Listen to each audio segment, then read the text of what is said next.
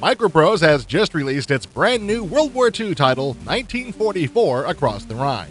This game puts the player in the final months of the war, right after D-Day, as a tank commander in the invasion of Western Europe. When first playing this game, it's kind of difficult to tell just what kind of game it is. Is it strategy? Strategy? There was some arcade action in it. It had some role-playing elements. It was difficult to tell just what kind of game it was. I thought this was going to be one of those games that tries to be all things to all people and ends up not being enough of any one thing. And you're not entirely wrong about that, but the main thrust of Across the Rhine is to give the player an overall feel for actual tank battle, which does include some strategy and some action. There are various levels of command available. The easiest is as the leader of a platoon, which consists of several men or units. The next level is as a leader of a company, which is made up of several platoons. The highest level of command is the leader of a brigade, which gives the player command over all the companies. The player gives marching orders to the units under his command and controls the battle from there. It's just like any other strategy sim, right? Actually, no. What sets this game apart is the fact that the player can also take part in the battle firsthand through this nifty little screen, which shows a first-person view from a tank. The player can actually fight in the battle, driving around the countryside shooting at the Germans.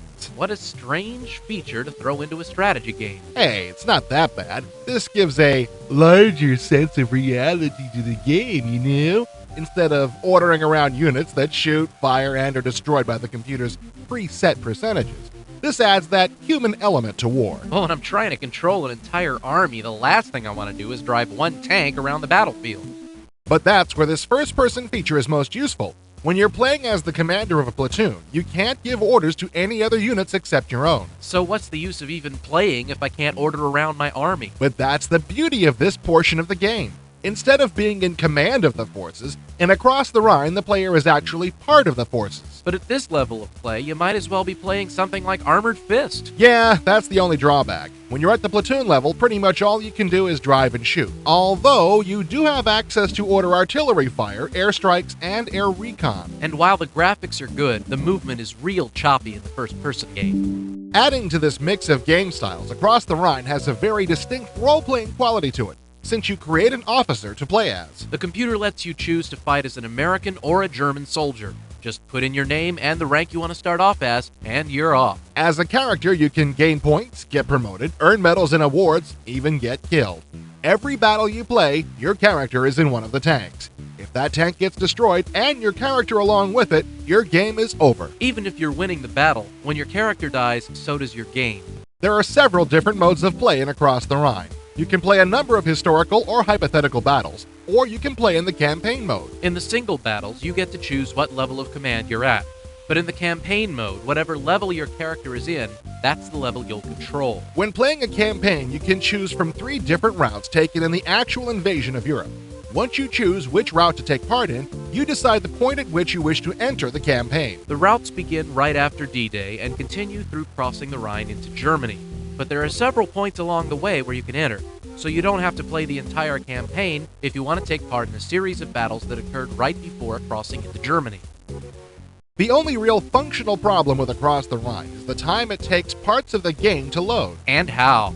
The installation program gives you the choice of copying files to your hard drive for faster access, but even after I downloaded 47 megabytes, it still took forever to load parts of the program, especially the battles. And while the installation lets you know what the files that you load onto your hard drive contain, it didn't give any indication as to which files would speed up the game the most. Even though the gameplay is fine, waiting for parts of the game to load, and we're talking about some considerable load times, almost make you want to give up playing the thing.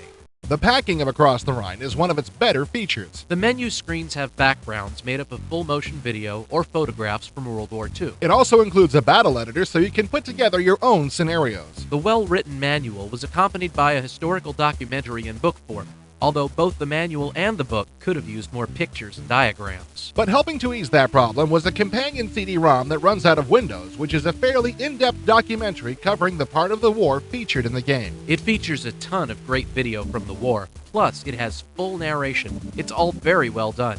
Check this out. Beginning on June 6, 1944, the Allied forces assaulting German-held Europe would attempt to turn against Adolf Hitler the very weapon that had won him a continent: armor. Across the Rhine isn't your typical World War II strategy game. In fact, on the platoon level, it plays more like a tank sim than strategy game. You know, I wasn't too fond of the fact that I was a character in the game, that I just couldn't control all of the forces without having to worry about my personal tank getting destroyed. Well, you aren't the kind of person this game is aimed at. The kind of person who will like Across the Rhine is the World War II history buff. People after a strategy game should go buy a pure strategy game, and people after a tank sim should go buy a pure tank sim. This is a game that'll be most enjoyed by the person who wants to get the feel of the entire range of battle. There was certainly strategy involved in the real thing, and there was also combat action. And in real war, when your tank blows up, you're going up with it. Across the Rhine is an attempt to simulate the overall feel of battle, and not just one part of it. That's all well and good, but I still think that they should have gone one way or the other with it. Sometimes it feels like they put their creative energies in too many directions, and all the individual parts of the game suffered for it.